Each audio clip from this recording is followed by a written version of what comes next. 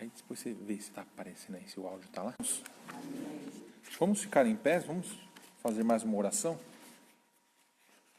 Gostaria de pedir para o presbítero Marcos orar ao Senhor. Deus maravilhoso, eterno, santo e fiel. Obrigado, Pai, por tudo que o Senhor tem feito sobre as nossas vidas, ó Deus. Sim, Pai amado, ajuda-nos em tudo, ó Deus. Toma a nossa vida diante de Ti, Senhor Deus. Pela Tua misericórdia, pela Tua graça, Pai amado. Ajuda-nos em tudo, Senhor Deus. Pelo Teu infinito amor, a Tua misericórdia. Pai amado, em nome de Jesus, Teu Filho, nos ajuda. Sim, Deus. Em nome de Jesus. Amém. Irmãos, nós vamos estudar a lição A Paz do Senhor Jesus a Todos. Nós estudaremos hoje a lição número 8. As causas da desunião devem ser eliminadas. Nós estamos estudando nesse trimestre os princípios divinos em tempos de crise, a reconstrução de Jerusalém e o avivamento espiritual como exemplos para os nossos dias. Então, na lição 8, as causas da desunião devem ser eliminadas.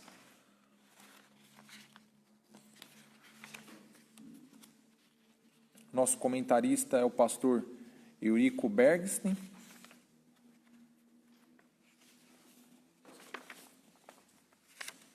Hoje nós estudaremos a lição número 8,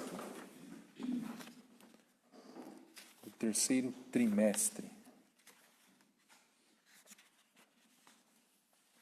O texto áureo se encontra no Salmo 133, no verso número 1. Quem pode ler?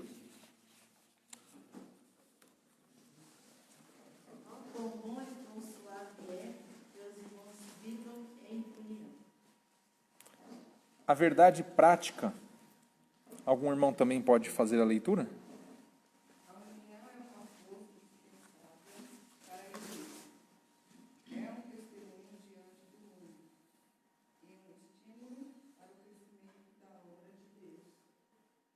Amém.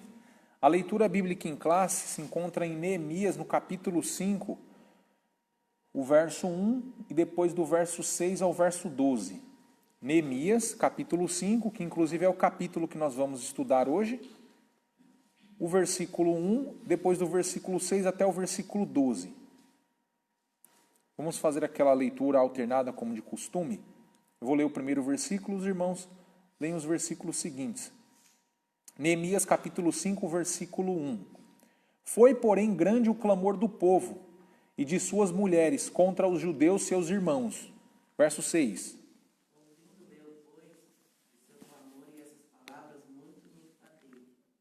Considerei comigo mesmo no meu coração. Depois pelejei com os nobres e com os magistrados e disse-lhes: usura, tomais cada um do seu irmão. E ajuntei contra eles um grande ajuntamento. Eu disse-lhes: nós resgatamos os judeus, nossos irmãos, que foram vendidos das agendas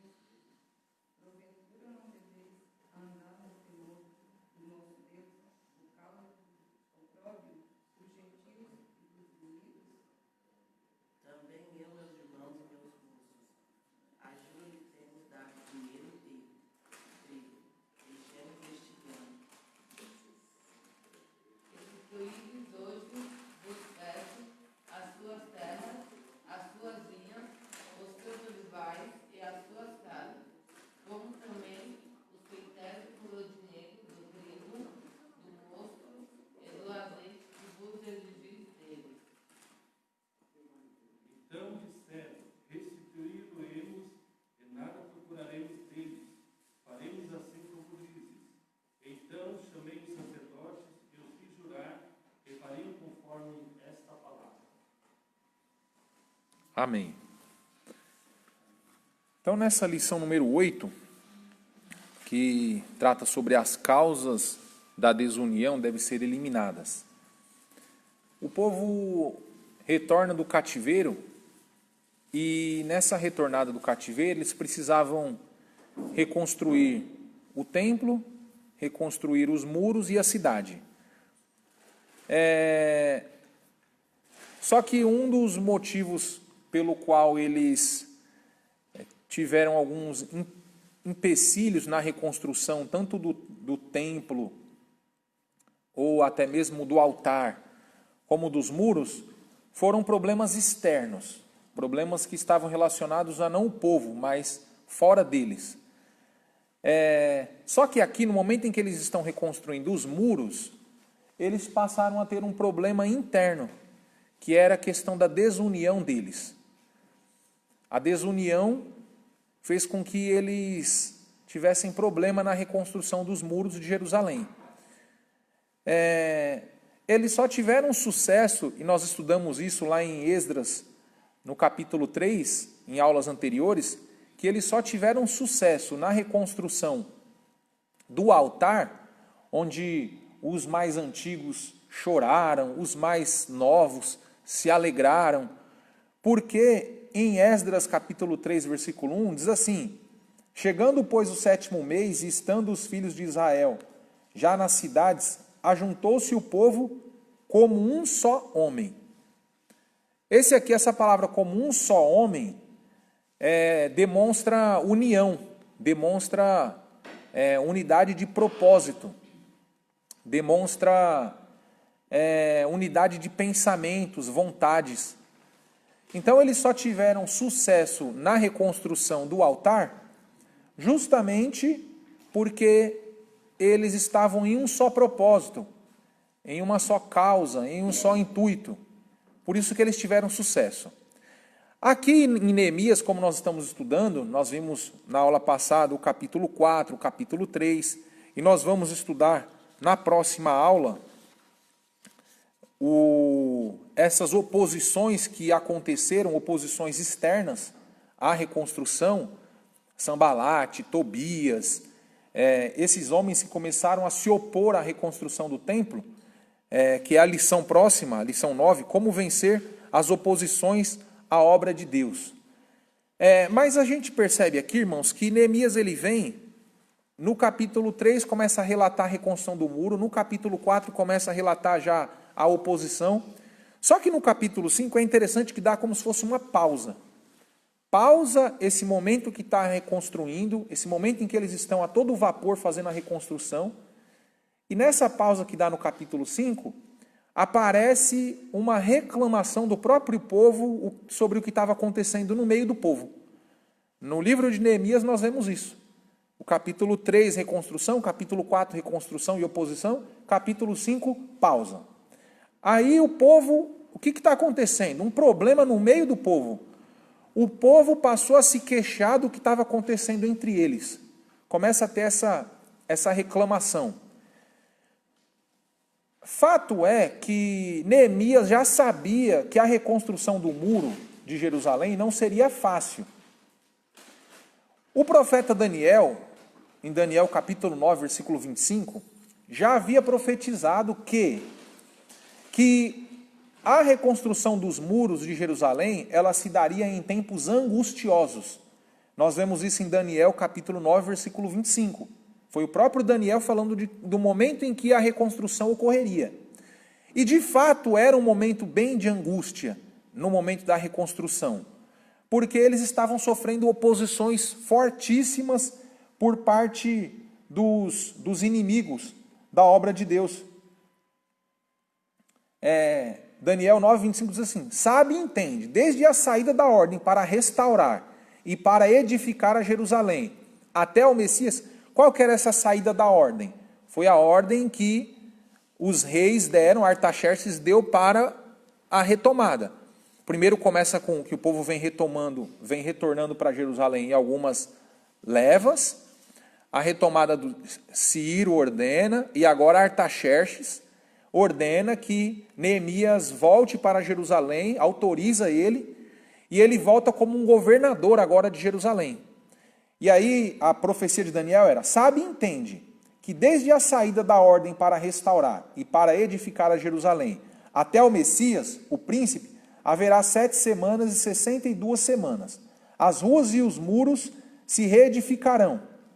As ruas e os muros se reedificarão, mas em tempos angustiosos. E de fato, irmãos, era um momento de angústia a reconstrução. Os irmãos viram na aula passada mais detalhadamente sobre essa oposição, que havia momentos em que eles tinham que com uma mão trabalhar e com a outra estar com a arma na mão para poder se defender. Então os muros eles foram reedificados em tempos angustiosos. Mas mal sabia o povo que aqui quando fala esse em tempos angustiosos, seria uma angústia tanto externa como uma angústia interna, que é a lição número 5, que é essa desunião. Então no capítulo 5 é dado uma pausa, e é justamente um momento em que o povo começa a se reclamar de uma angústia interna, essa angústia que eles estavam vivendo internamente. E aí, irmãos, a gente tem um princípio que é o nosso princípio cristão, nós temos que estar sempre unidos, é a união. A palavra de Deus diz que uma casa dividida não subsistirá. Sempre quando a gente tem essas divisões, essas desuniões, a gente vai ter prejuízo. A igreja primitiva, ela só teve um avanço que teve, ela só teve sucesso que teve, porque quando a gente vê lá em Atos capítulo 2, nós vemos que eles estavam unânimes, eles estavam em unidade, em união.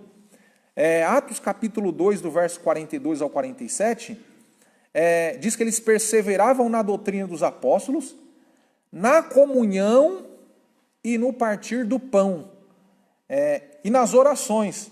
Então, olha só que união que tinha.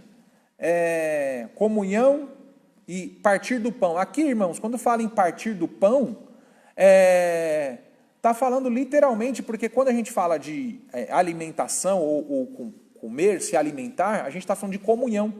A gente só se alimenta junto, quando a gente vai ter uma alimentação junto com outras pessoas, isso simboliza uma comunhão, uma unidade. E a igreja primitiva ela só teve esse avanço que teve porque eles estavam unânimes. E todos os que criam estavam juntos. E tinham tudo em comum.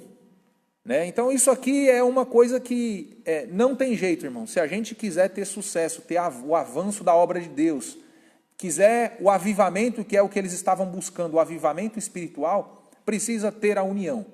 Uma casa dividida não subsistirá. Para os irmãos terem uma ideia, até mesmo o inimigo, o diabo, se ele não tiver lá com os demônios dele, se ele não tiver uma unidade, ele também não consegue progredir com o que ele quer fazer, que é destruir. Então até o inimigo, para poder atuar, para poder atacar, ele trabalha unido com aquele propósito que ele quer. Que dirá o reino de Deus, que dirá a igreja, os grupos, os conjuntos, os departamentos, tem que ter essa unidade. E era o que estava acontecendo no meio do povo de Deus, por isso nesse capítulo 5 ele dá uma pausa. E aqui, em Atos, lá na igreja primitiva, diz que eles perseveravam unanimemente todos os dias, aonde? No templo. A nossa união, é por isso que o irmão Edmilson fala bastante do tal dos desigrejados, né? Então a nossa união, ela acontece como? Cada um na sua casa? Não. A nossa união só tem como ter comunhão, união, se eu estiver junto, se eu estiver próximo. Por isso que aqui essa questão, e perseveravam unanimemente todos os dias no templo. Né? É a única forma que a gente tem de ter união, comunhão, de ter... A própria ceia. Se não se ajuntar. Então, e aqui, na reconstrução do templo, eles estavam desunidos. Estava tendo uma desunião. Quando a gente vê em Atos dos Apóstolos a igreja perseverando unanimemente no templo, ela estava progredindo. Agora, quando é que a gente começa a ver um problema acontecendo na igreja? Lá na igreja primitiva. Quando começou a não ter essa comunhão e o partir do pão. em Atos capítulo 6, quando tem a instituição, Atos capítulo 6, versículo 1, quando tem a instituição dos diáconos, foi justamente para resolver um problema que estava acontecendo na igreja, que não estava tendo essa união, não estava tendo esse partir do pão que nem tinha. O que aconteceu em Atos 6, em 1? Do 1 ao 4. Ora, naqueles dias, crescendo o número dos discípulos, houve uma murmuração dos gregos, os que haviam se convertido ao cristianismo, contra os hebreus, porque as suas viúvas eram desprezadas no ministério. O que começou a acontecer? A igreja começou a crescer, não passou a ter uma administração correta, principalmente na partir do pão. De fato, aqui eram as viúvas, esse cuidado com as viúvas, de, está precisando de alguma coisa, está precisando de algo. Começou a ter esse problema, ninguém estava mais aí ligando para nada. Aí foi onde, porque as suas viúvas estavam sendo desprezadas, o povo começou a reclamar. Começou a ter o quê? Desunião. Então a igreja primitiva ela inicia caminhando com união, mas daqui a pouco começa a surgir problema, começa a ter desunião. Começa, deixa esse povo para lá, começa a não querer cuidar um do outro. E aí, os 12 convocando a multidão, os 12 discípulos, convocando a multidão, disseram: não é razoável que nós deixemos a palavra de Deus e sirvamos às mesas. Escolhei, pois, irmãos dentre vós, 7 homens de boa reputação, cheios do Espírito Santo e de sabedoria, aos quais constituamos sobre este importante negócio. Então, ajudar a viúva, ajudar o mais necessitado, o órfão, o estrangeiro, eles consideram que é um importante negócio, tanto que foi onde aqui foi instituídos os diáconos. Então eles falaram, olha, nós não vamos, tanto que ele conclui, nós vamos continuar perseverando na oração e no mistério da palavra. Mas esse outro trabalho também é um importante negócio. Fazer esse trabalho de assistência social, para começar a trazer união, ter esse amparo para os menos desfavorecidos, também é um importante negócio. Só que tem que colocar outra pessoa para fazer isso. E foi justamente isso que aconteceu aqui com a igreja, com o povo que voltou de Jerusalém para reconstruir os muros. Eles não consideraram que era um importante negócio também esse trabalho social. E aí o que aconteceu? Que foi a leitura bíblica em classe que nós lemos. No versículo 1 de Neemias 5, que é a nossa leitura bíblica em classe, diz o seguinte: foi, porém, grande o clamor do povo e de suas mulheres contra os judeus, seus irmãos. Quase que a mesma coisa que aconteceu em Atos na igreja primitiva. As viúvas começaram a reclamar. Aqui, foi grande o clamor, ou seja, reclamaram muito. O povo estava indignado, estava nervoso mesmo. Foi grande o clamor do povo e de suas mulheres contra os judeus. Chegaram lá diante dos judeus e começaram a reclamar. Seus irmãos, contra os próprios irmãos, isso aí no meio deles mesmo. Então, por isso que o tema da lição é a causa da desunião devem ser eliminadas. E aí o que aconteceu? Porque havia quem dizia, com nossos filhos e nossas filhas nós somos muitos, pelo que tomemos trigo para que comamos e vivamos. Também havia quem dizia, as nossas terras, as nossas vinhas e as nossas casas empenhamos, para tomarmos trigo nesta fome. Também havia quem dizia, tomamos dinheiro emprestado até para o tributo do rei. Olha, para comer, eles empenhavam a vinha deles. Para pagar o imposto para o rei, eles pegavam dinheiro emprestado. Olha como que estava no meio dos judeus, todo mundo trabalhando para reconstruir o muro, e o povo trabalhando num tempo angustioso, tendo oposição de fora, e como se não bastasse a oposição de fora, tinha o problema interno, que não conseguiam nem para comer, não tinha nem o que comer. Ia comer, tinha que colocar a vinha penhorar. Penhorar é você dar o seu bem para alguém, você dá o seu bem para alguém, e a pessoa te dá aquilo que você precisa. Aí depois que você tiver condições, você repassa, paga a pessoa e pega o seu bem de novo. Isso até hoje, só que isso funciona mais com joias, bancos, coisas de luxo, você penhora aquilo no bem, ou até mesmo a tal da alienação. A alienação é um jeito de penhorar. Então você tem um bem, você tem uma casa, um carro, um terreno, você precisa de dinheiro. Você chega no banco, mostra para o banco vai lá, avalia aquilo, né? E aí consignando aquilo, te dá o dinheiro que você precisa, mas agora aquilo ali você vai pagando as parcelas até que você quite a sua dívida para você continuar. Então eles estavam penhorando a vinha deles, estavam pegando dinheiro emprestado para pagar o tributo do rei sobre as nossas terras e as nossas vinhas. Agora, pois, a nossa carne é como a carne de nossos irmãos, e nossos filhos como seus filhos. E eis que sujeitamos todos os filhos e nossas filhas para serem servos, e até algumas de nossas filhas são tão sujeitas que já não estão no poder de nossas mãos. Quando uma pessoa ela tinha uma dívida e ela não conseguia pagar, aí o filho passava a trabalhar para o outro, escravo mesmo. É que isso tinha um tempo, que era de 6 anos, né, e depois, quando chegava no ano do jubileu, no 7º ano ali, ele retomava, né, tanto terra como até mesmo... Isso era uma política dos judeus, isso é uma política dos judeus, era da nação dos judeus. Deus estabeleceu isso na lei. A gente vê essa desunião aqui, e esse problema social que estava acontecendo entre os judeus, pela falta de observância da lei, pelos cuidados que eles não tinham com a lei. E outra, quando a gente fosse olhar no contexto histórico para ver, as outras nações nem isso tinham, nem uma política social para que o pobre, a viúva, o necessitado, o órfão, o estrangeiro, o viajante, as outras nações não tinham qualquer tipo de cuidado com os mais desfavorecidos. Mas a nação de Israel tinha tudo estabelecido na lei, toda uma política social para que não houvesse uma desigualdade social, tanto que a terra ela não poderia ser vendida, o que era a herança que eles tinham recebido. Nós vemos aquele caso lá da vinha de Nabote, que Nabote tinha uma vinha, e aí ele era um judeu. E aí quando o rei chega para querer comprar a vinha dele, um rei pagão fala, não, dá aqui que eu vou comprar. Ele falou, não, eu não vou dar a vinha, isso aqui é a herança dos meus pais.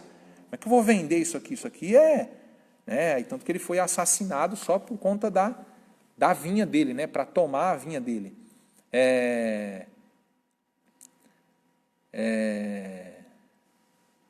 Mas era uma política que isso existia. Tanto que eles tinham esse cuidado com o bem, com o que recebeu. Então não podia ter isso. E aí, eles estavam desse jeito. Até as filhas, então, era mais ou menos assim. Pegava emprestado para pagar o tributo. Só que a gente vai ver daqui a pouco, que eles pagavam juros. E aí é o que a gente vive hoje, né? O Brasil é o país que mais tem juros aqui, né?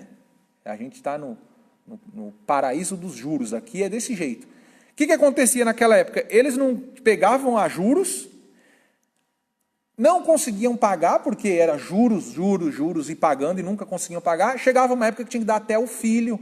E aí, irmão, a gente está falando dos irmãos, dos próprios judeus, isso acontecendo entre eles. Por isso que o tema da lição é a causa da desunião, devem ser eliminadas. A reconstrução estava acontecendo, daqui a pouco o povo chega e começa a reclamar, né? Foi grande o clamor do povo, porque o negócio não estava dando. Não estava dando nem para comer, para beber, porque a desigualdade e a desunião estava muito grande. E aí continua, verso 6, que é da nossa leitura bíblica em classe, do capítulo 5. Ouvindo eu, Neemias, pois o seu clamor, e essas palavras, muito me enfadei. Tem outras palavras, outras bíblicas, tem a tradução que é muito me indignei, né? Agora aqui está que muito me enfadei. Tem dois entendimentos aqui. É que ele vê aquilo, esse enfadar ou indignar, que ele vê aquilo e fica só, nossa, mas por que isso está acontecendo? Só que esse entendimento de que ele fica só indignado, nossa, olha que absurdo, por que isso está acontecendo? Isso é um absurdo.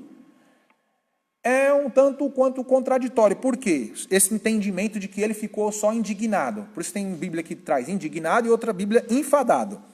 Porque depois a gente vai ver, nos versos mais para frente, que ele era um que fazia isso. Ele estava no meio, cobrando juros, emprestando a juros. Ele era um. Então a melhor tradução é o enfadar mesmo. Ele ficou enfadado. Por que ele ficou enfadado? Cansado. Ou seja, grande era o clamor do povo. O povo continuou reclamando. Não foi só chegar lá, olha, Neemias, dá uma olhada aí, vê se resolve isso. Não. É no sentido de que foi lá, Neemias, e aí? Porque ele era o governador. Ele ficou durante 12 anos como governador. Quando ele veio, por ordem do rei Artaxerxes, ele veio agora sendo governador de Jerusalém. E aí ele fica, mais para frente a gente vai ver que ele fica 12 anos,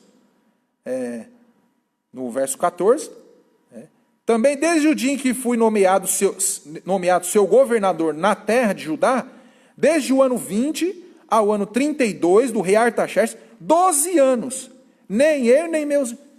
Ele ficou durante 12 anos, então, em dado momento ali, por isso que ele fala de enfadar, porque o povo começou, ia lá e reclamou, aí reclamou de novo, aí reclamou de novo, aí reclamou de novo, mostrando para ele, até ele ficar enfadado.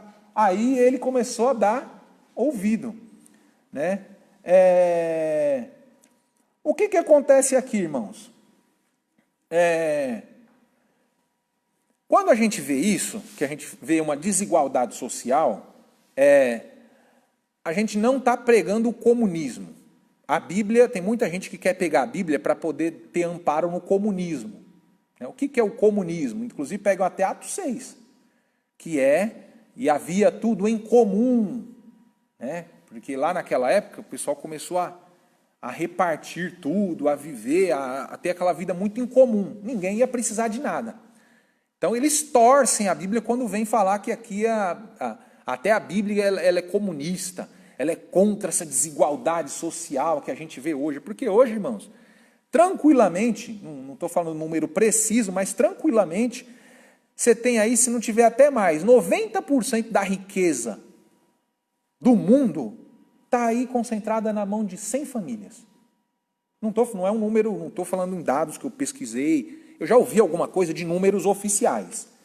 Mas é daí para mais. Da riqueza do mundo, você vai ter aí na mão de 100 famílias ali. Então a gente vive num país, falando do nosso país, é muito desigual. Tem outros países, devido à política que é adotada, ela é menos desigual. Mas a gente vive numa sociedade que é extremamente desigual, que tem essa desigualdade. Porém, irmãos, isso não é culpa da igreja, isso não é culpa... Sabe de quem a culpa é isso? Essa desigualdade, e nunca ninguém vai conseguir eliminar, fazer com que não haja essa desigualdade. Sabe por quê? Isso é fruto do quê? Do pecado. O pecado é iniquidade. E iniquidade é o quê? Injustiça. Então isso é fruto do pecado. Quando a gente vê essas mulheres feministas brigando para poder a mulher ter o mesmo lugar do homem e ganhar mais, não vai conseguir nunca.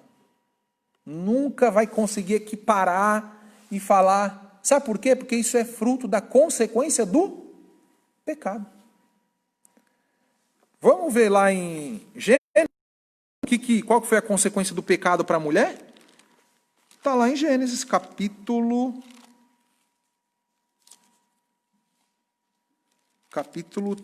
3.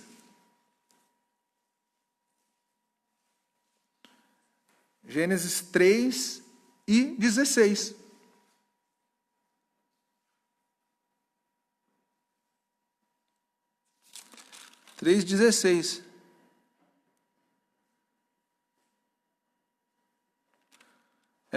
E a mulher de multiplicarei grandemente a tua dor e a tua conceição. Com dor terás filhos.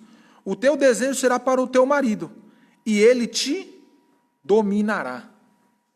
Aqui, essa desigualdade que foi estabelecida, isso aqui é fruto do pecado. A gente deve buscar isso. Então quando você tira o pecado, quando Jesus vem e a pessoa aceita a Cristo, que ele é o Cordeiro de Deus que tira o pecado do mundo, ele tira as consequências do pecado. Totalmente não.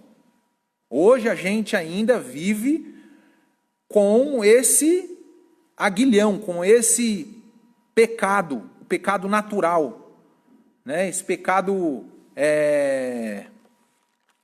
que é o original. Obrigado, irmão Edmilson. A gente já vive com isso. Então, quando Jesus ele vem, porque, então na igreja, porque ele tirou o pecado, Ivan. Então, na igreja, então, quem se converte, automaticamente tinha que estar tudo igual. Não, é parcialmente. Esse pecado original, a gente vai carregar ele. Isso só vai finalizar quando Jesus voltar. Os que morreram em Cristo ressuscitarem primeiro e nós vivos sermos arrebatados. Fora isso, isso vai continuar. Então não tem feminista, não tem machista, não tem. Quem quiser falar assim, não, agora, irmãos, governador, presidente, qualquer um que aparecer falando assim, olha, agora eu vou estabelecer uma política pública de cotas, de isso, daquilo, que vai acabar, zerar. Não vai conseguir. Isso é fruto do pecado.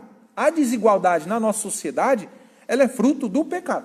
Eu não estou dizendo que, por ser fruto do pecado, a gente não é para fazer nada. Cruzar os braços e deixar. Não.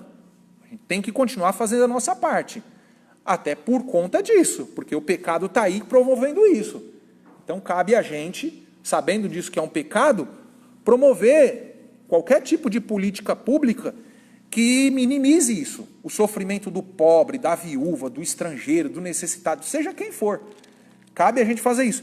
Mas quando a gente olha para a Bíblia e vê isso, a gente vê que tinham tudo em comum.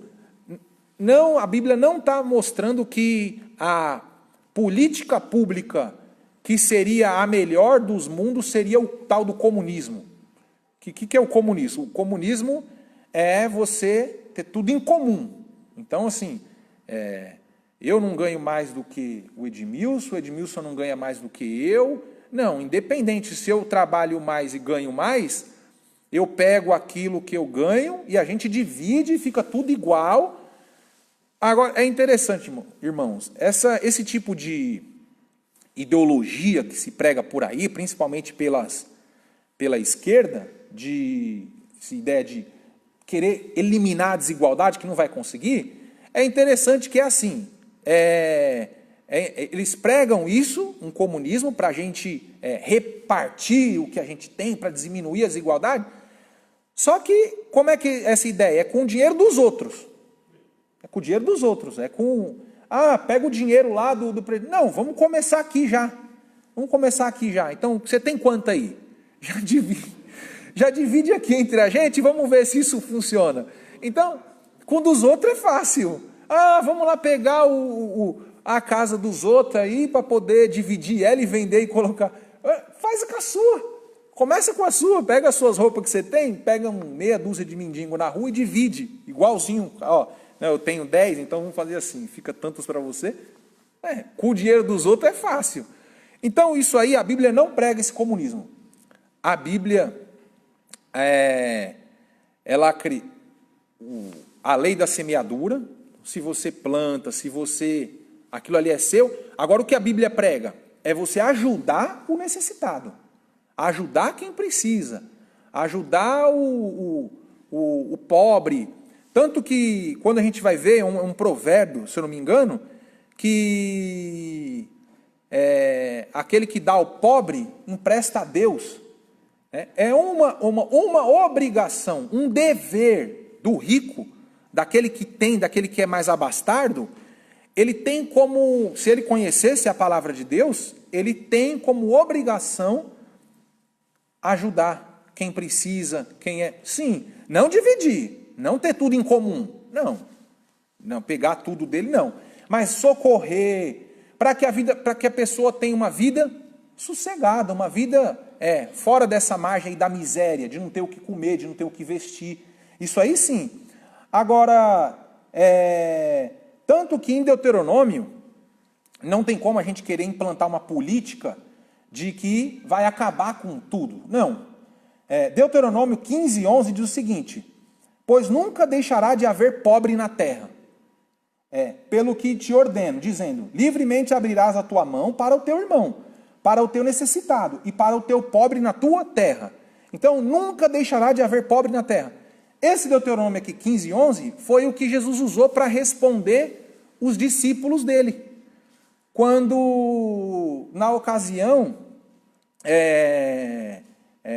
o Judas, na verdade, né, que queria era roubar, o interesse dele era roubar, que Jesus falou assim, olha, na verdade nem foi eles que queriam falar assim, não, pega isso aí tudo aí, o dinheiro aí, e vamos dar para os pobres, e vamos fazer, enquanto que Jesus queria, na verdade, era essa oferta, ajudar na casa de Deus. Aí Jesus falou e respondeu, olha, os pobres sempre vocês vão ter para sustentar. Isso aí sempre vai ter, com base nisso aqui. Deuteronômio 15:11. Nunca deixará de haver pobre na terra. Pobre sempre vai ter. Isso vai existir. Aí vem essa recomendação. Mas abre a tua mão para o teu irmão, para o teu necessitado, para o teu pobre na tua terra. Então o que a Bíblia prega é justamente esse auxílio, esse amparo para diminuir essa consequência que é do pecado, essa desigualdade social. E aí, isso aqui, irmãos, em Israel já se tinha essa política de esse ajuste social. Em Êxodo 21, do 1 ao 2, diz assim, Êxodo 21, do 1 ao 2, estes são os estatutos que lhes proporás. Se comprares um servo hebreu, 6 anos servirá, mas ao 7º sairá livre de graça. Era uma política que o próprio hebreu, o próprio judeu já tinha, que era justamente para você diminuir essa desigualdade social. Eles tinham essas políticas públicas já prevendo isso. Na verdade, era a lei de Deus que fazia com que nas relações deles elas fossem estabelecidas. Êxodo 23:10, também 6 anos semearás tua terra, e recolherás os seus frutos, mas ao 7º a dispensarás, e deixarás descansar, para que possam comer os pobres do teu povo, e da sobra comam os animais do campo, assim farás com a tua vinha e com o teu olival. A política era a lei que Deus estabeleceu, ela era tão forte para diminuir essa desigualdade, que ele estava pensando até nos animais. Até nos animais. Olha, no 7º ano você vai deixar lá, descansar, para que possa comer o pobre e para que sobra para comer com os animais do campo. Olha, então assim, não está falando aqui, não, pega a sua vinha e você reparte ela com todo mundo e todo mundo... Há um entendimento, eu não sei se isso é de fato, o irmão Edmilson pode, não sei qual que o Edmilson já viu sobre isso. Em Atos 6, quando diz aqui que eles crescendo o número dos discípulos, em Atos 2, e perseveravam na comunhão, no partir do pão, e estavam juntos, tudo em comum, unanimemente, todos os dias no templo e tal. Não tinha nada em comum, nada era de ninguém, tudo era dividido. Que aqueles cristãos pobres que aparecem depois de Jerusalém, porque aqui o que acontece, irmãos, em Atos, você tem o que eu relato?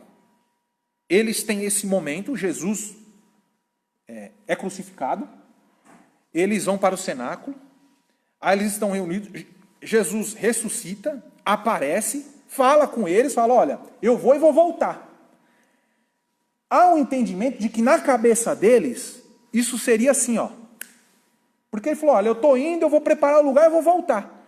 Aqui muitos entendem que eles já ficaram nessa expectativa. Não, a gente não precisa de nada aqui, daqui a pouco vai voltar. Não, divide isso. E aí, quando Paulo, a gente vai ver isso mais para frente, que é feito ofertas para os cristãos pobres de Jerusalém, eu já vi alguns comentaristas, não sei se o irmão Edmilson já viu isso, fazer essa associação com o povo. Porque eles começaram a viver uma vida achando que, não, já vai voltar, para, não se preocupa, divide tudo, já vai voltar. E não voltou assim. Não ia voltar desse jeito. E aí, devido a esse estilo de vida, tudo, depois ficaram carentes ali, precisando de amparo e tal. E aí entra essa colheita que era feita para os cristãos pobres de Jerusalém. Mas, enfim, O próprio Paulo, ele queria que Jesus ia voltar nos dias dele. Se você pegar todas as mensagens de Paulo, ele pegava a volta de Jesus já para os dias dele. Entendeu? O dia dele mesmo, ele queria que ele em terra ainda, por isso que ele falava, eu tenho um aperto, não sei se eu fico, não sei se eu fico. É verdade. Porque ele tinha a expectativa de que Cristo ia voltar no dia dele. É. não tinha ideia da dimensão que tem então o livro do Apocalipse, as revelações, as profecias. Ele não tinha essa ideia ainda, porque ele não chegou até o Apocalipse. Então ele cria que Jesus ia voltar no dia dele.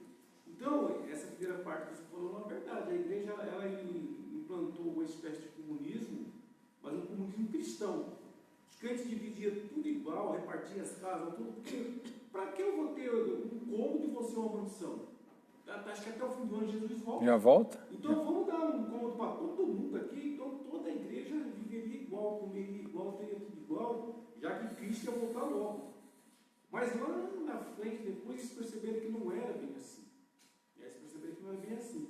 Aí eles viram que havia uma quantidade de cristão muito pobre, necessitado mesmo, os crentes da Macedônia, de Jerusalém.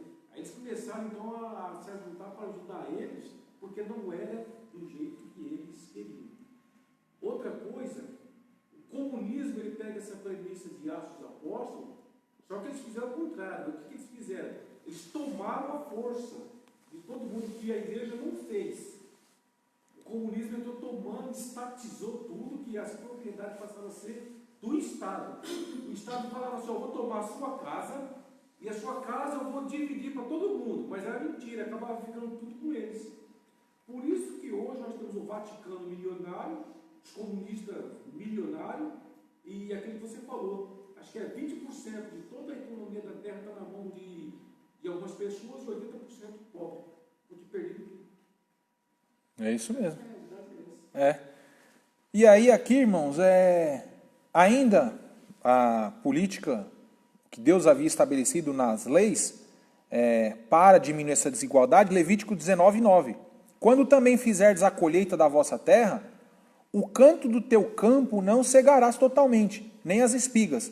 Quando eu li Êxodo, que estava falando que só no 7º ano tinha que deixar lá, que era pobre para os animais, eu fiquei pensando, né? Falei, peraí, mas a pessoa não come de 7 em 7 anos, a pessoa come. Aí depois em Levíticos, olha, mas o canto, a parte dos cantos, você não pode pegar, que é também para isso. Então olha o cuidado que Deus tinha quanto a esses cuidados entre eles, entre os judeus, e aqueles que passaram a fazer parte depois com a igreja. Olha o cuidado que Deus tinha no que diz respeito às políticas sociais. A gente vê um caso semelhante a esse que está acontecendo aqui, em Neemias reconstruindo o templo, o povo reclamando porque estavam cobrando um imposto alto, porque não tinham o que comer, estavam emprestando dinheiro para eles a juros. No final do reinado de Salomão, quando está finalizando o reinado de Salomão, onde inicia aquela divisão das tribos, que o reino do sul fica com o filho de Salomão, Roboão, e o reino do norte com Jeroboão, que era um soldado de Salomão. A gente vê isso acontecendo. Primeiro livro dos Reis, capítulo 12, verso 4, diz o seguinte: teu pai agravou o nosso jugo, o povo falando para Roboão, falando para o filho de Salomão, porque foi no finalzinho do reinado de Salomão que começou a idolatria, começou a retornar na sociedade. E Salomão, os irmãos conhecem a história, ele, quando tem ali numa parte do período em que ele reina, qual que era o problema dele? Ele tinha muita ganância por poder político. Tanto que ele fazia? Ele não queria saber de guerra, que nem o pai dele. Né? O negócio dele era fazer aliança.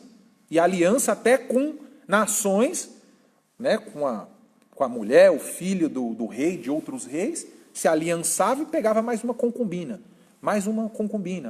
e ele ia fazendo esse pacto, né? Porque ele tinha muito uma visão de expandir as terras, o reino e crescer. Então, no final do reinado dele, quando essa idolatria ela vai retomando na sociedade, o povo fala o seguinte: olha, teu pai, falando para Roboão, teu pai Salomão agravou o nosso jugo, né, que era o imposto.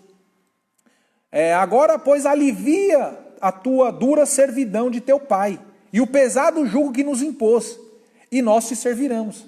Então, Salomão taxava o povo, cobrava imposto alto, né, parecido com o que a gente tem aqui. Né? Aqui tudo é muito alto imposto, né? Você pega uma notinha que você compra alguma coisa ali, você vai ver, não sei quanto de imposto. Você fala, meu Deus, como é que pode, né? Tudo. Né? Estava querendo voltar aquela tal da CPMF ainda, né? Por transação. E aí, imagina, né? Eu não sou dessa época, mas as pessoas que são dessa época aí, se voltar isso, vai acabar essa festa aí, que tudo a gente passa cartão, né? Você não vai querer mais passar cartão, porque qualquer transação, ou no seu, ou cai na sua conta, ou você paga, uma taxinha. Aí é onde vai voltar o povo andando, que nem andava antigamente, né? Os bolsos cheios de dinheiro assim, para pegar, para pagar as coisas, porque tudo vão taxar. Mas agora eles querem mudar, eles querem ver uma digital, taxar digital. Tudo que você faz pela internet. Olha, aí acaba a nossa festa. Que hoje é tudo, né? Passa o cartão ali pela internet rapidinho. Então, aí essas coisas assim.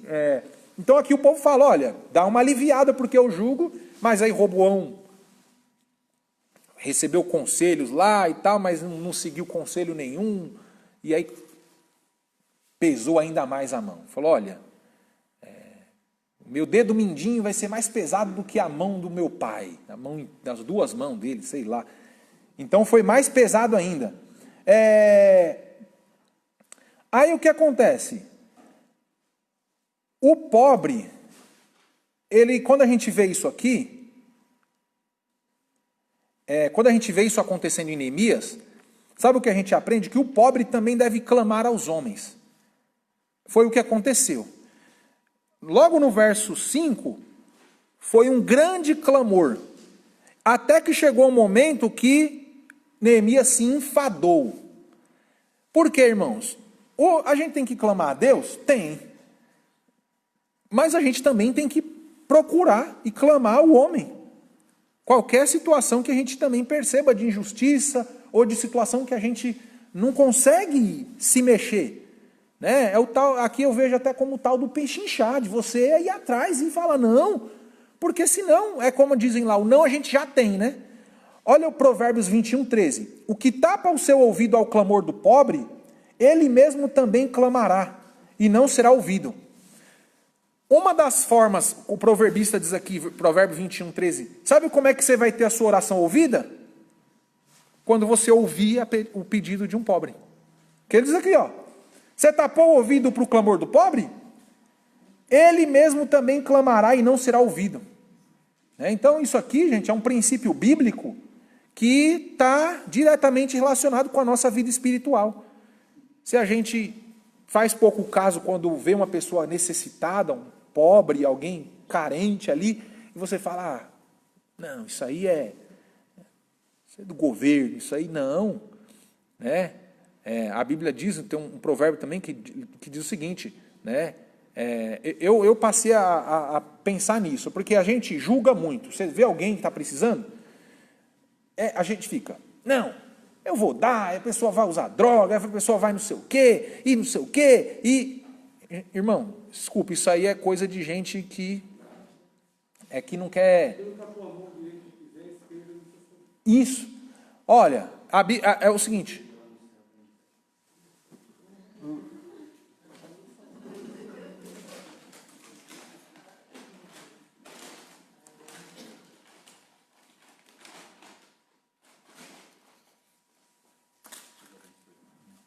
A Bíblia diz que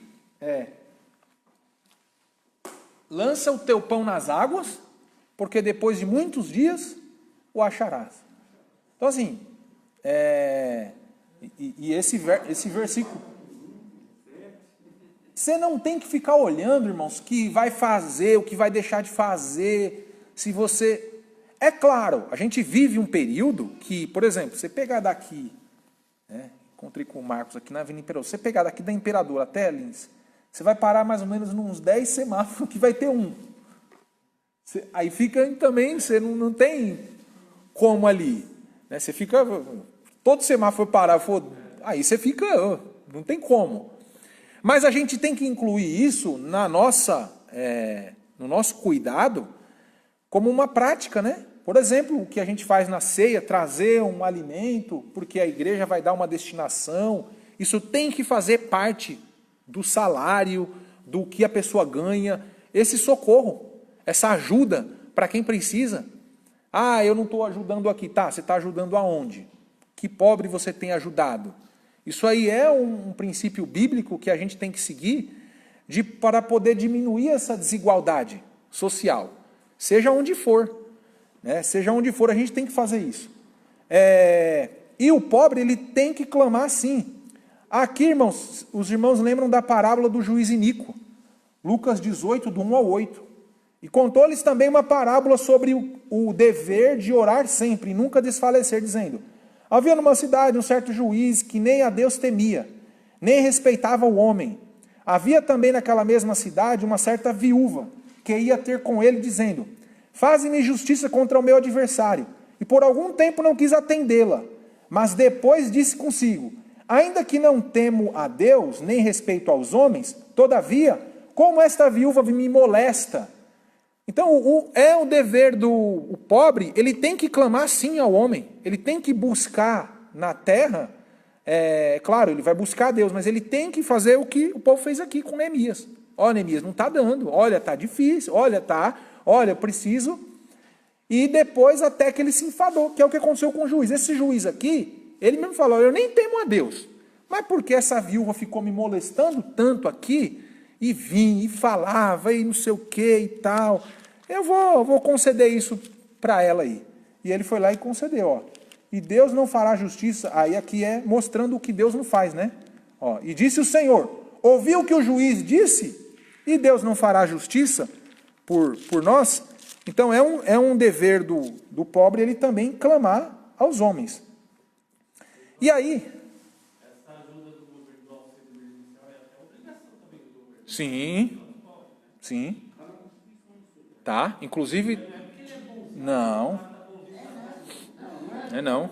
Quem não brigou não foi o Bolsonaro teria dado 200 reais. Sim, aumentaram lá na Câmara.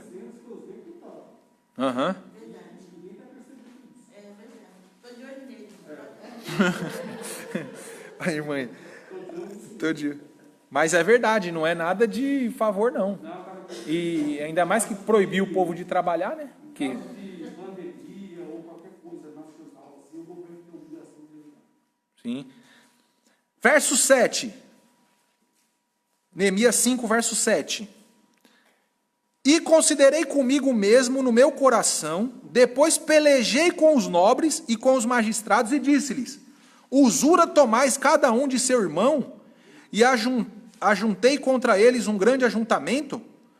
Irmãos, pensando que foi fácil, porque que a gente vai ver no final, já vou dar um spoiler aqui, no final ele consegue reverter isso, Neemias. Isso é mudar do quadro.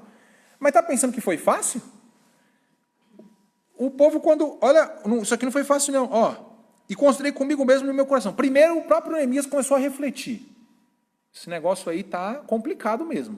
Aí depois, pelejei com os nobres. Magistrados. Ele pelejou, foi trabalhoso. Olha, gente, tem que parar com isso. Olha, pessoas estão pagando aí, não estão conseguindo, vocês estão emprestando, está ficando caro, estão pagando com juros, estão escravizando os filhos dele, é o nosso povo.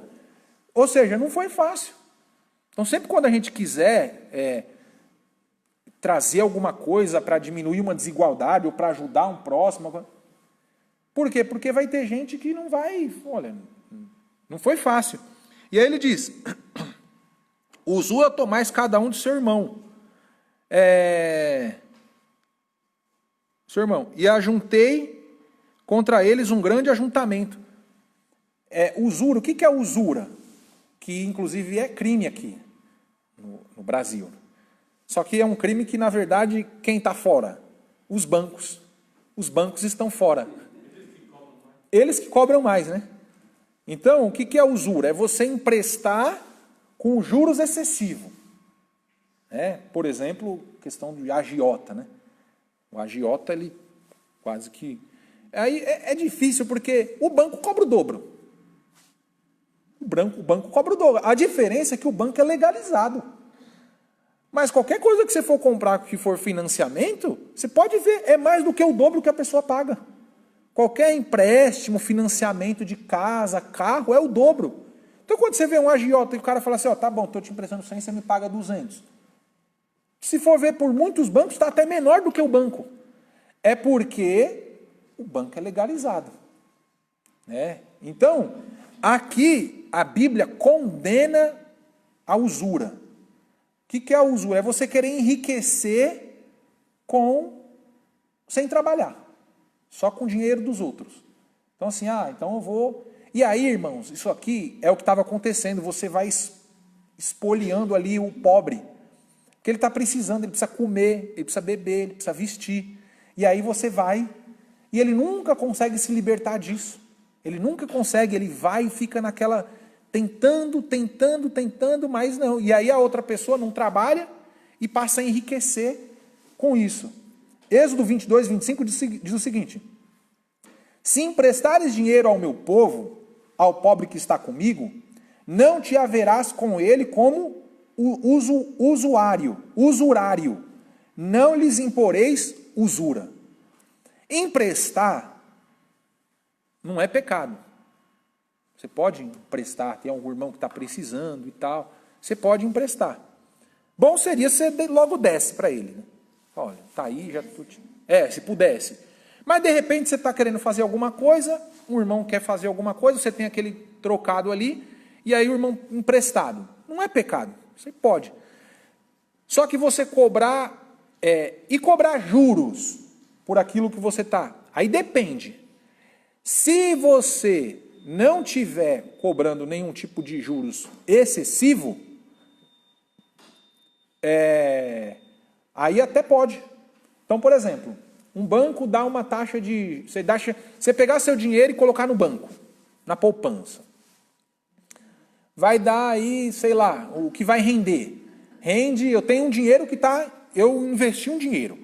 Está lá no banco. O banco me dá o que é... Para cobrar juros eles são bons, né? Mas para te pagar juros, para render seu dinheiro, sei lá quanto que vai pagar, 1%, 2%, e olha lá. Você está lá com o seu dinheiro no banco, rendendo 2% ao mês. E está lá, um trocadinho que entra para você, amém. E aí um irmão quer aquele dinheiro que você fala, olha, tudo bem, posso emprestar, mas o banco aqui está me pagando 1% ao mês. E aí você pode me pagar 1% aí desse valor, porque eu estou ganhando lá.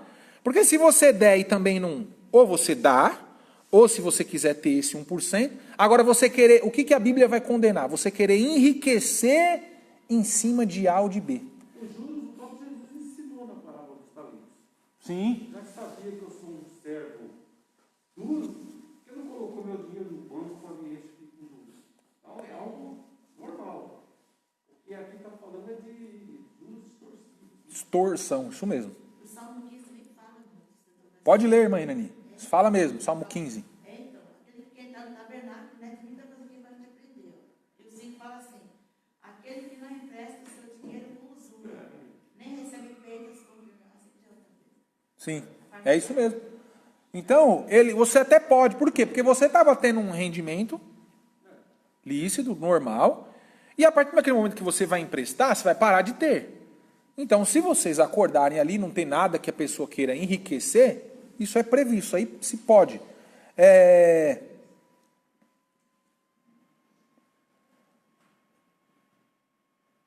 Então, o que a gente vê aqui, irmãos, é que isso aí é consequência do pecado, essa desigualdade que a gente tem na sociedade. Agora, o que Neemias ele tenta fazer aqui, o que Neemias tenta fazer aqui é fazer o quê? É diminuir, ele vai pelejar contra os nobres para poder parar essa injustiça que estava acontecendo. Mas ele não foi fácil. Ele pelejou para poder parar com isso. E aí, no verso 10, diz o seguinte: também eu, meus irmãos e meus moços, a juro, lhes temos dado dinheiro e trigo. deixemos este ganho. O que aconteceu? Primeira pessoa que parou de fazer isso, quem foi? Foi o próprio governador, o próprio Neemias. Neemias estava também fazendo isso. Só que ele falou assim, olha, eu e meus irmãos e meus moços, a juros tenho dado. Vamos deixar esse ganho, deixa isso para lá.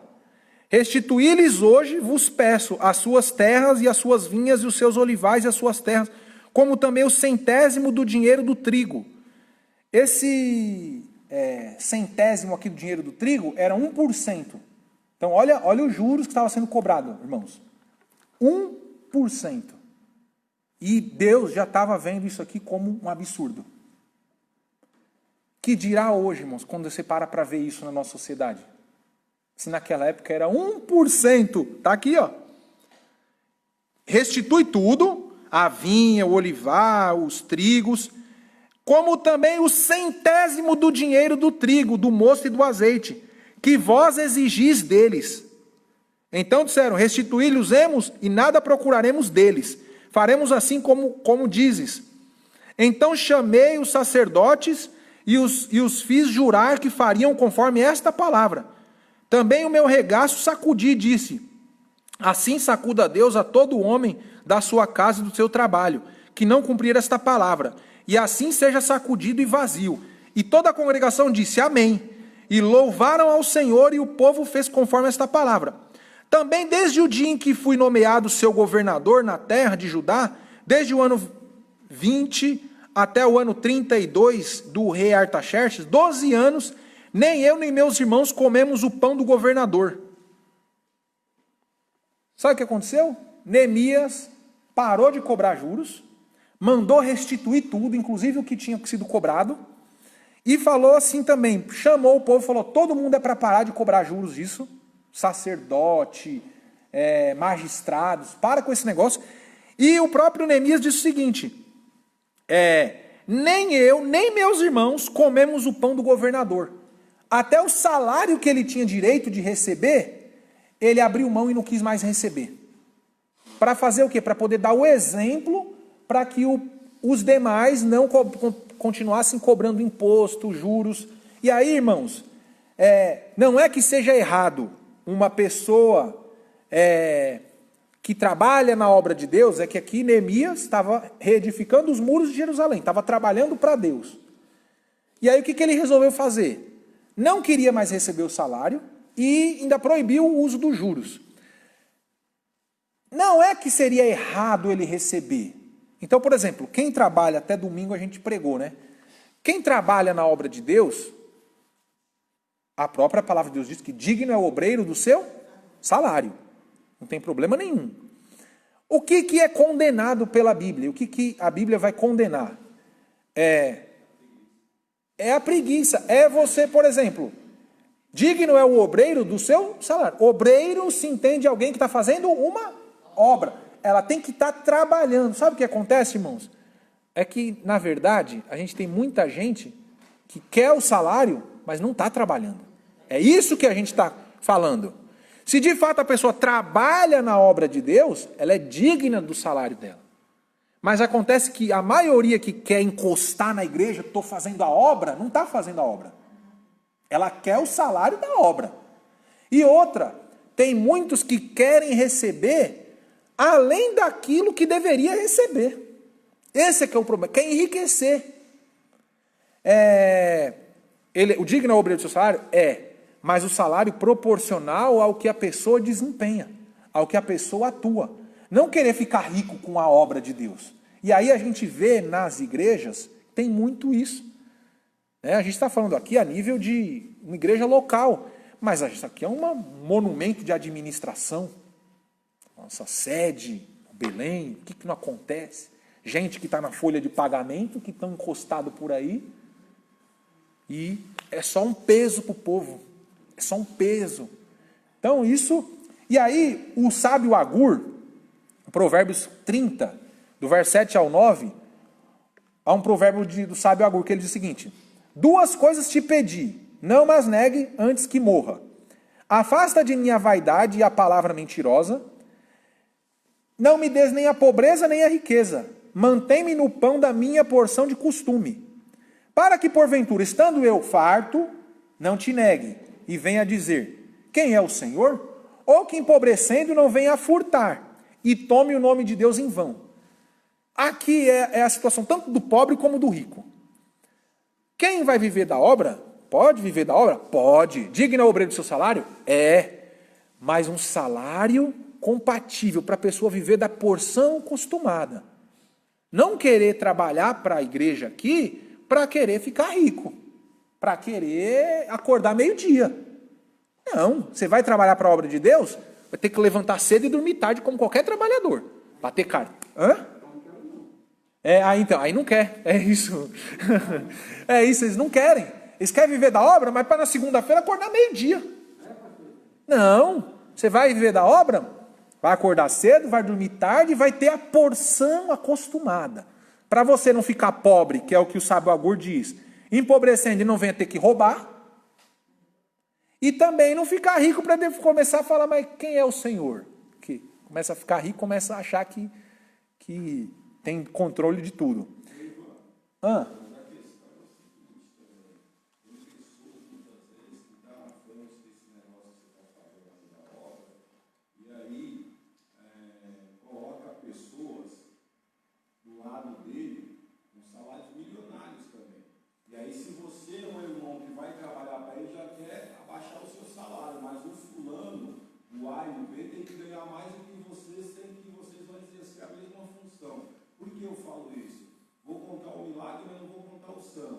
Aconteceu isso com uma pessoa numa certa igreja.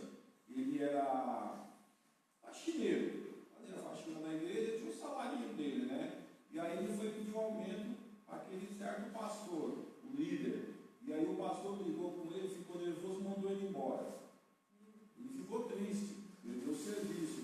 E aí aquele próprio pastor trouxe um parente dele, do norte, para ganhar 3 vezes mais do que o outro.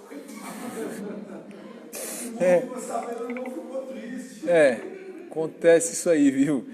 Tanto que Neemias, o que Neemias faz? Neemias fez o seguinte, nem ele, nem os moços dele, porque às vezes o pessoal quer ter uma rachadinha, né, que tem por aí, né? A tal da rachadinha, é que o Neemias falou assim, nem eu, quero o pão do governador, quero o salário, e nem meus moços, que era quem trabalhava com ele, né? Então, às vezes, tem isso. E aqui, irmão, para a gente finalizar, porque o tempo já foi. Também 150 homens dos judeus e dos magistrados, e os que vinham a nós, dentre as gentes que estão à roda de nós, se punham à minha mesa.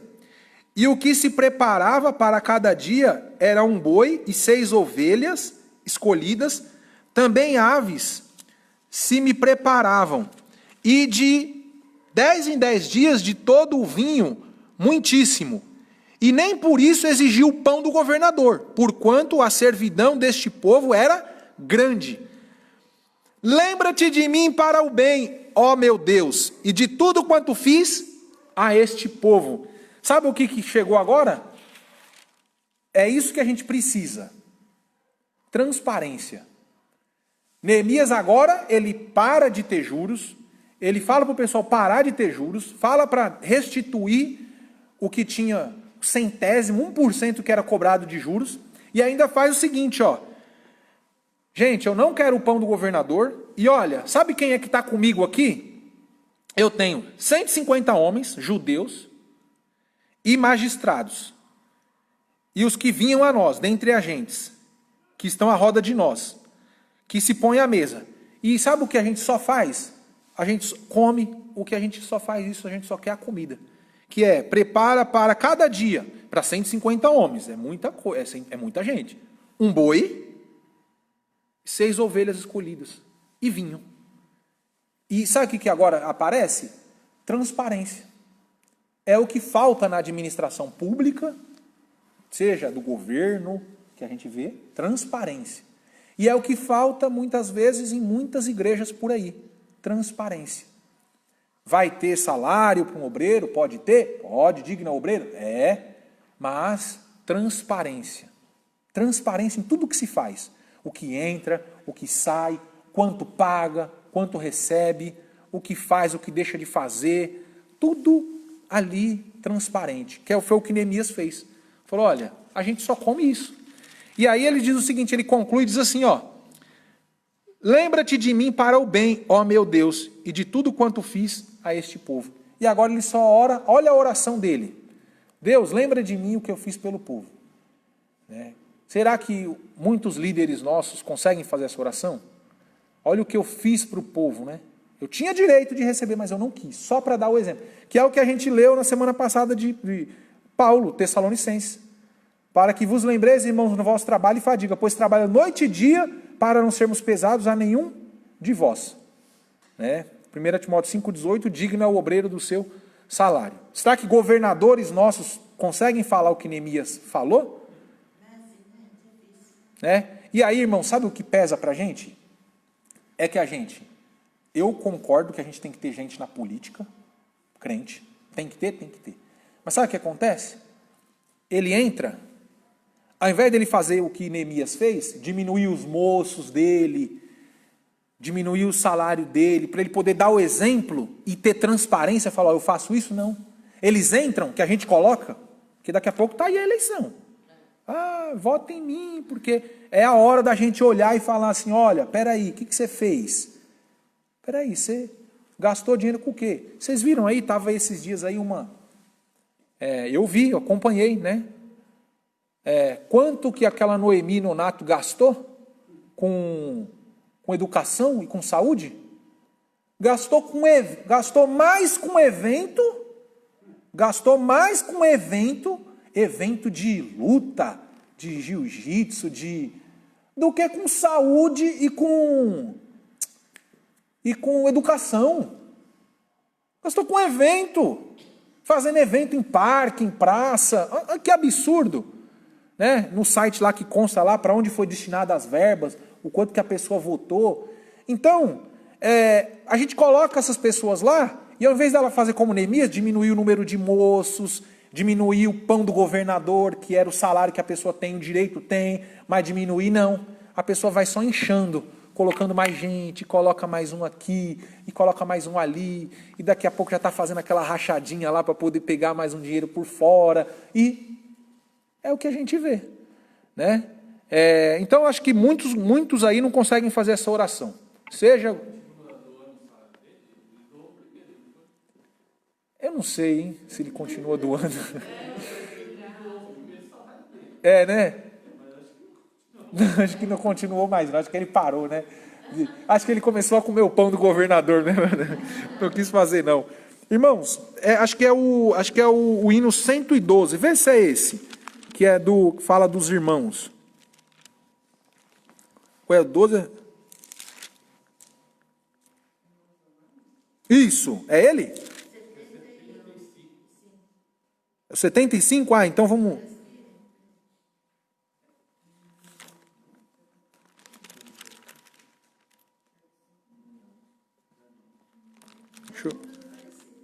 Eu acho ele aqui.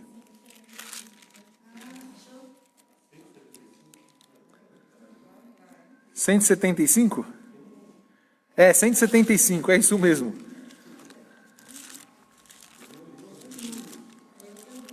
(175). Vamos ficar em pé? Vamos cantar esse hino? Irmãos amados e resgatados, segui avante e triunfante, combateremos e venceremos no nome santo de Jesus. No nome santo, alegre canto, eu fui lavado, santificado, vivi perdido, mas sou remido, no nome santo de Jesus. Irmãos amados, santificados, vivei unidos, pois sois remidos, não mais temendo, o bem fazendo, no nome santo de Jesus.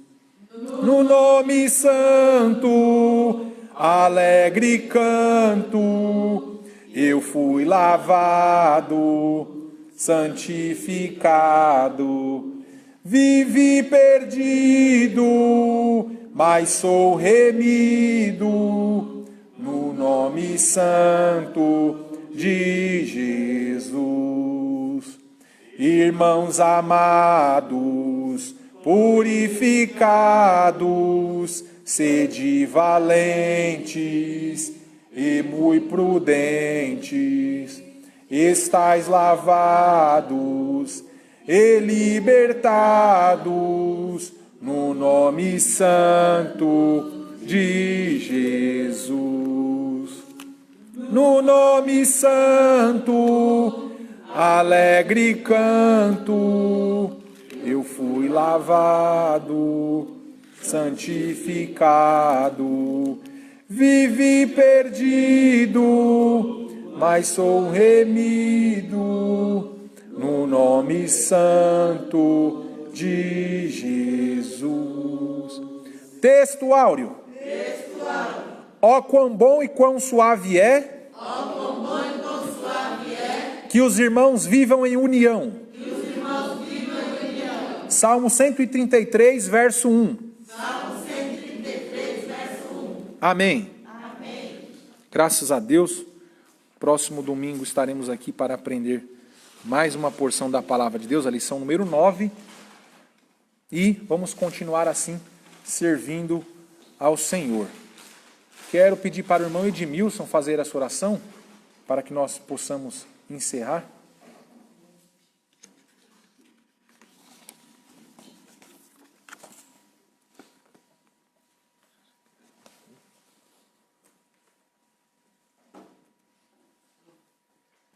Cumprimento os irmãos com a paz do Senhor. Amém. Graças a Deus por esta palavra hoje de manhã. Mais uma porção que Deus colocou em nosso coração. E como eu costumo dizer para os irmãos, né? O Espírito Santo, ele é especialista em fazer a tradução correta para o nosso coração. Então que a palavra vos fale a cada um nesta manhã. Oremos. Quanto mais necessitam da oração, eu e minha casa. Glorioso e eterno Deus, Pai bendito de nosso Senhor e Salvador Jesus Cristo, em cuja presença nos encontramos nesta manhã. Pai bendito, que a Tua palavra, Senhor, que foi ministrada esta manhã pelo Teu Filho, venha, Senhor, se reproduzir em nossos corações, onde o Espírito Santo venha ministrar em cada coração. Pai bendito, nós Te louvamos pela vida de cada um nesta manhã, pela Tua palavra pregada, pelos hinos entoados, e que nós possamos sair daqui, Senhor, fortificados pela Tua palavra. Pai bendito, eu oro também, Senhor, em favor de todos aqueles que estão em suas residências, Senhor, que foram participantes deste culto nesta manhã. Abençoe as vidas daqueles que ainda não decidiram, Senhor, por aprender a Tua palavra, e ajude-nos, ó Deus, para que possamos estar aqui mais uma vez, ó Deus, no próximo domingo, para aprendermos mais uma porção da Tua palavra. Agora, Senhor, despede o Teu povo em paz, dá-nos um retorno, Senhor, é o que nós confiamos, ó Deus, e cremos pela Tua palavra, em nome de Jesus. Amém.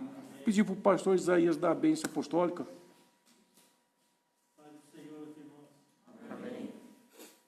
A graça de nosso Senhor Jesus Cristo, o amor de Deus, as doces consolações do Espírito Santo, seja com todos os irmãos.